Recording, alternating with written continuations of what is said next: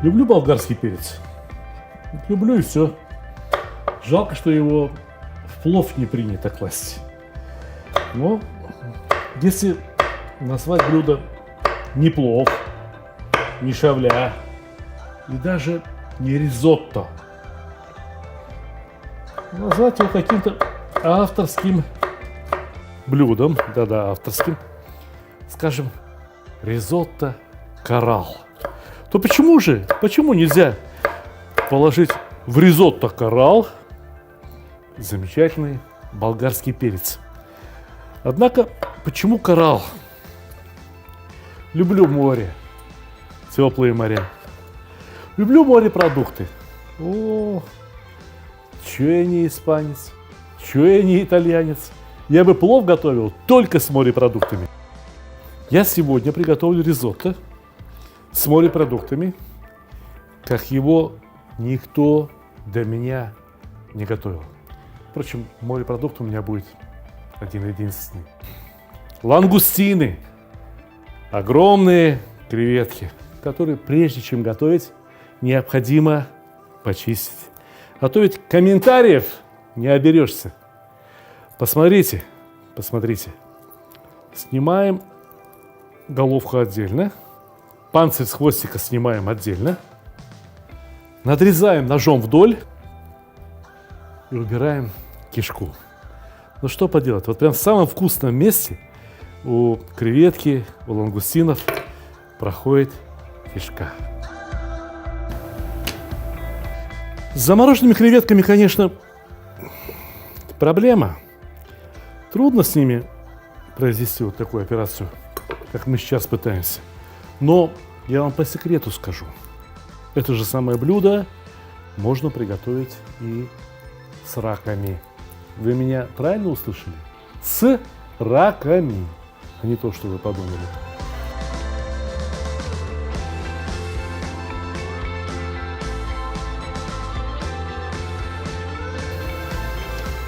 Вот эти головы необходимо промыть под сильной струей воды.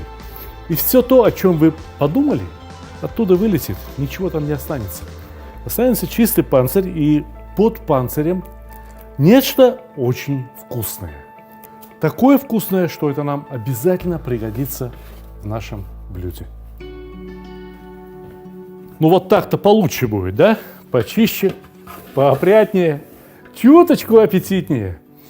Пусть стоят до времени, мы сейчас будем обжаривать хвостики. Наливаем немного растительного масла, этого будет достаточно. Казан у меня очень мощный, нагревается быстро, и если я опущу сюда почти что килограмм креветок, ничего страшного с ним не произойдет, он их моментально нагреет. Если вы будете жарить на обыкновенной сковороде, возьмите сковородку попросторнее, нагрейте ее как следует, а креветки, точнее их хвостики, выкладывайте в один ряд.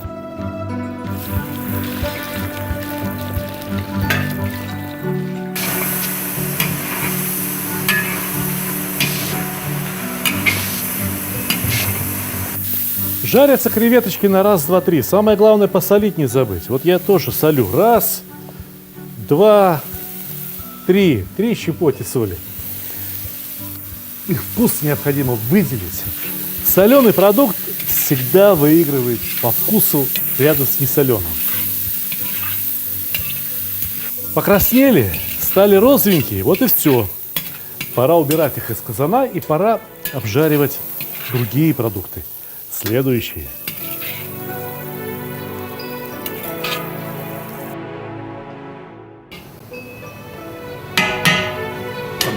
Полюбуйтесь, креветки половину масла с собой унесли, зато оставили на стенках свой белок. Вот этот белок нам непременно надо подобрать, потому что в нем очень много вкуса. Я вот сейчас немного масла еще долью, для того, чтобы было в чем пожарить лук, морковь и прочие овощи. Опустили лук, сразу следом морковь. Всю морковь. Да здесь всего-то одна морковочка. Больше не надо.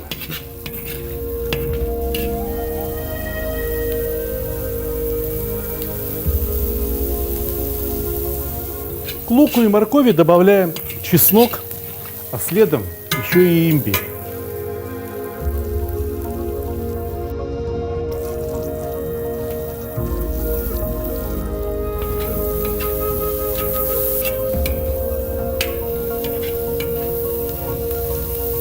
Болгарский перец.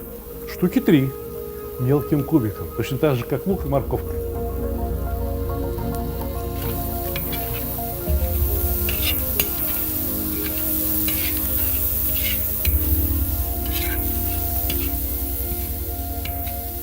Овощи едва-едва стали мягкими и приятно запахли. Самое время опускать панцири.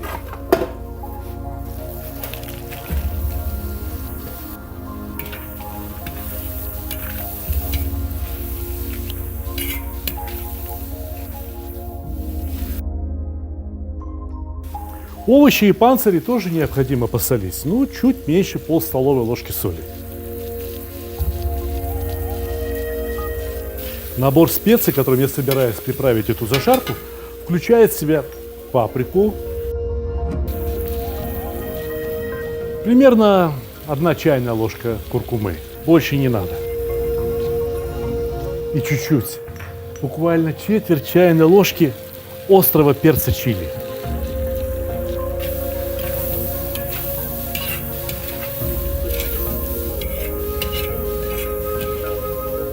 О, какой ингредиент!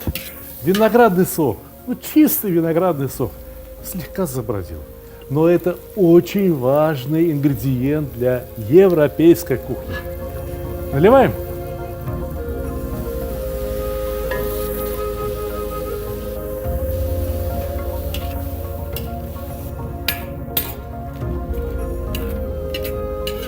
Пусть покипит немного, все лишнее отсюда испарится.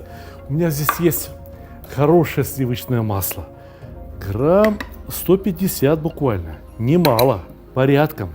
Опускаем в будущий соус.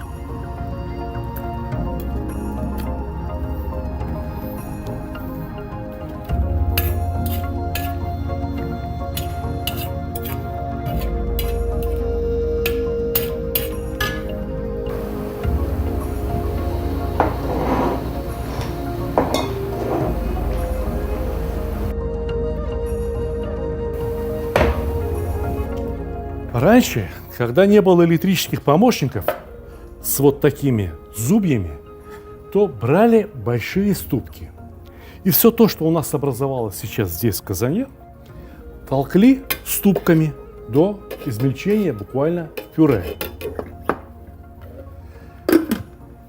Ну, а теперь все хорошо. Работает? Ого! Ужас! 3600 оборотов в минуту. Вот сюда мы все эти панцири, овощи и получившийся соус и переложим.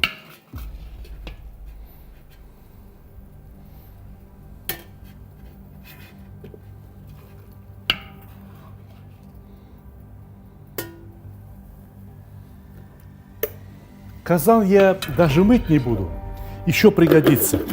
А пока что измельчаем все, что у нас здесь получилось.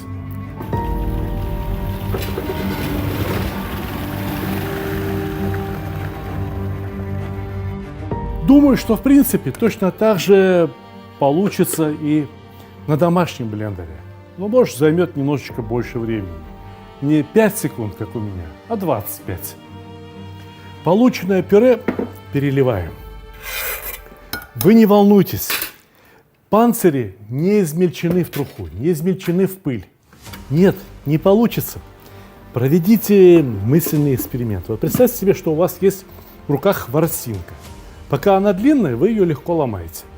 И дальше ломаете пополам. Но когда она осталась совсем короткая, сломать ее до конца уже просто-напросто не получится. И теперь нам надо отделить пюре, которое здесь образовалось, вот от этих кусочков панцирей, который имеет такой размер, что все-таки он никак не сможет проскочить сквозь сито.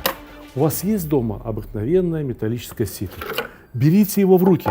Берите в руки сито, берите в руки лопатку, а я вас познакомлю с электрическим чудом. Посмотрите, видите, какое сито? Цилиндрическое. Оно устанавливается на тот же самый двигатель. А вот эта лопатка протирает те продукты, которые сюда попали. Чистое, процеженное пюре будет стекать вот отсюда. Ну что, попробуем?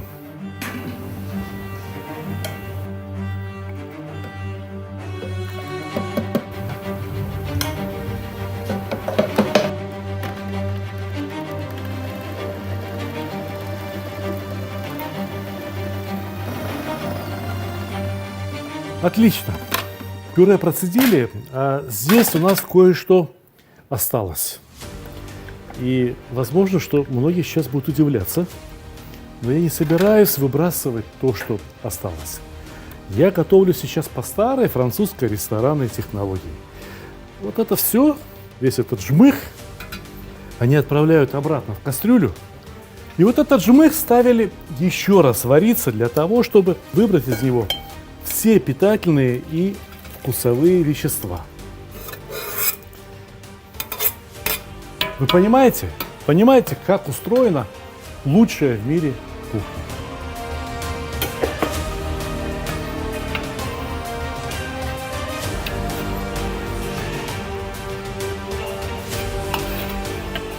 Гущу, которая у нас образовалась вот здесь, можно назвать креветочным маслом.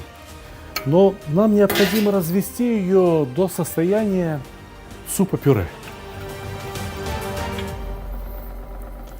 Зачерпываем из казана все это. Видите, какой цвет еще насыщенный. И вкус там наверняка есть еще определенный. Так что правы французы.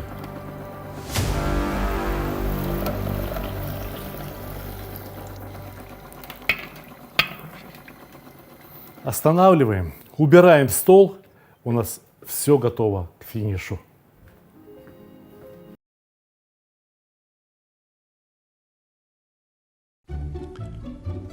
Самый лучший подарок – тот, который приносит радость и удовольствие, особенно если речь идет о мужских удовольствиях.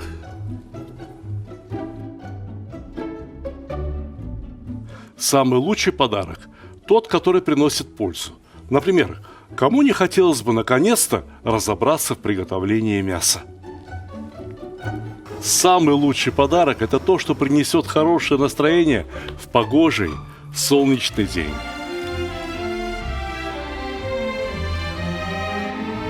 Самый лучший подарок – тот, что способен научить чему-то полезному и вкусному, ведь казан на кухне, как рояль в оркестре. Самый лучший подарок – это расширение кругозора. А вы думали, что плов – это блюдо с единственно верным рецептом? А не пора ли покорить все вершины великого блюда? Самый лучший подарок – тот, что может сделать человека счастливым. Ничто не укрепляет семью так, как вкусное и доброе застолье. Отличный подарок – это книга с новыми рецептами из хорошо знакомых продуктов, к тому же приглашающая в очень вкусное путешествие в мир Востока. Самый лучший подарок, когда все самые любимые и популярные рецепты собраны в одном месте, где текст превращается в видео, а картинки оживают. Полюбуйтесь, какой красавчик. Самый лучший, самый ценный подарок – это дружба между братскими народами. Теперь вы совершенно точно можете сказать, что с татарами вы уже давно пуд соли съели. Моя самая новая и самая любимая книга рассказывает о земле и раскрывает всю душу татар. Эти книги теперь можно купить любым удобным для вас способом. С автографом в моем личном интернет-магазине, либо с быстрой доставкой через Озон, либо с большими скидками и кэшбэком в мегамаркете. Ссылки в описании к ролику, а также в верхнем комментарии. По сравнению с тем, что мы уже сделали, остались сущие пустяки. Например, лук-шалот порезать. Посмотрите, какой это лук. Сейчас такой лук довольно часто продают в супермаркетах. Попадется, купите, у него вкус особый.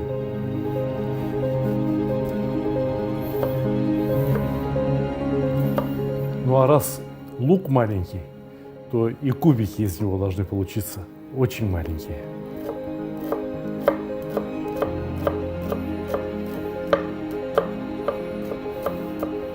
Но если не попался лук-шалот, не беда. Можно приготовить и с обычным репчатым луком. Самое главное, нарежьте его помельче.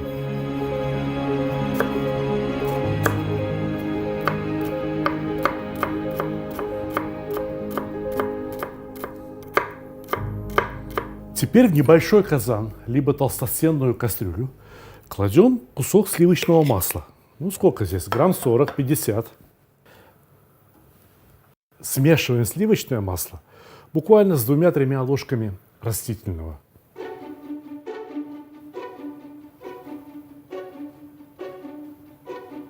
Не ждем, когда масса нагреется и начнет дымить. Нет, прямо сразу опускаем лук-шалот.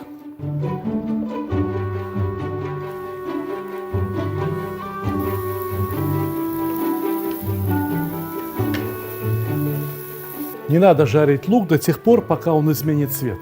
Вот стал прозрачным, слегка уменьшился в размерах, и пора засыпать рис. Но не всякий рис подойдет для ризотто. Вот рис Гигант Националь для ризотто подходит просто отлично. Замечательно, что этот рис очень чистый, и его не надо мыть. Хороший рис для ризотто должен быть покрыт крахмальной пудрой. И вот эта крахмальная пудра как раз и придаст ризотто ту самую легендарную кремовую консистенцию. Но чтобы получить эту консистенцию, рис необходимо обжарить. Обжарить его, чтобы каждая рисинка стала прозрачной. У меня было 800 грамм риса. Вот здесь, в этом ковшике, у меня литр рыбного бульона. Но я не буду наливать весь рыбный бульон сразу. Сначала я наливаю 2 половника.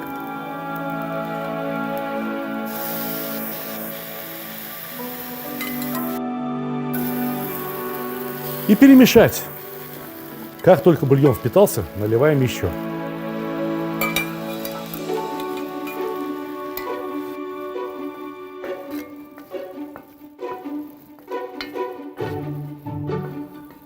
Раз в казане уже есть некоторая влага, то можно и посолить. 800 грамм риса потребует не менее столовой ложки соли. Тщательно проходим лопаткой по углам, по дну кастрюли, чтобы нигде рис не пристал и не пригорел. Бульон у меня кончился, но у нас осталось креветочное пюре. И дальше мы будем поить рис именно этим вкусом.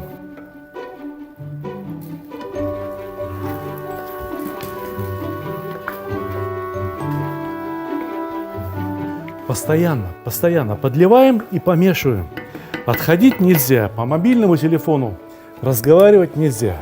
Только подливать и помешивать.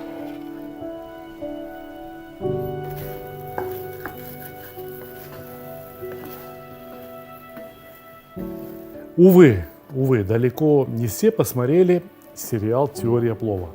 Вот здесь подсказка. Хоть там про плов, но те, кто посмотрел, понимают, что сейчас происходит в казане.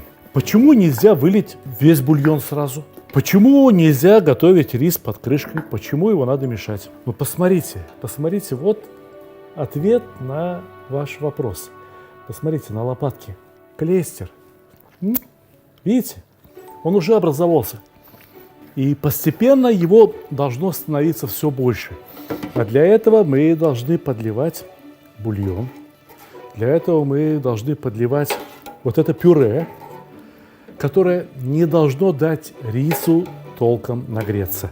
И поэтому рис необходимо перемешивать. Как только рис нагреется, прогреется, клейстер разрушится. Потеряется та консистенция, которая должна быть у ризотто.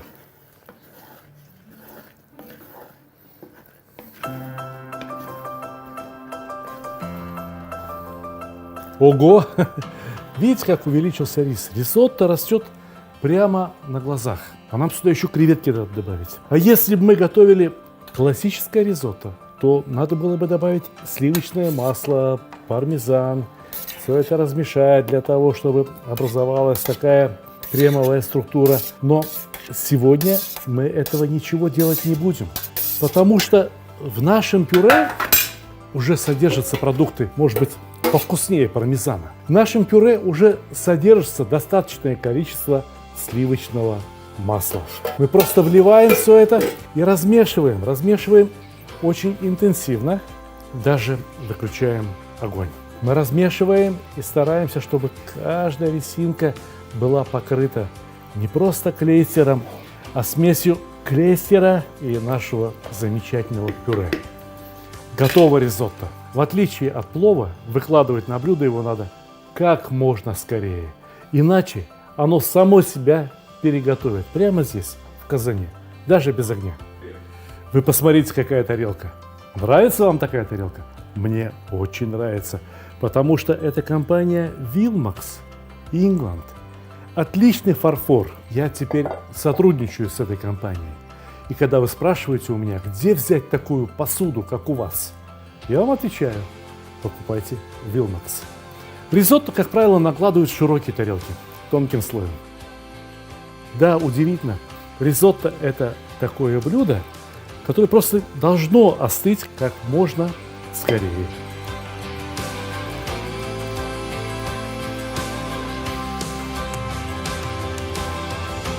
Отличная порция. Мне только остается пожелать вам успехов в изучении мировой кулинарии, хорошего настроения и, конечно же, приятного аппетита!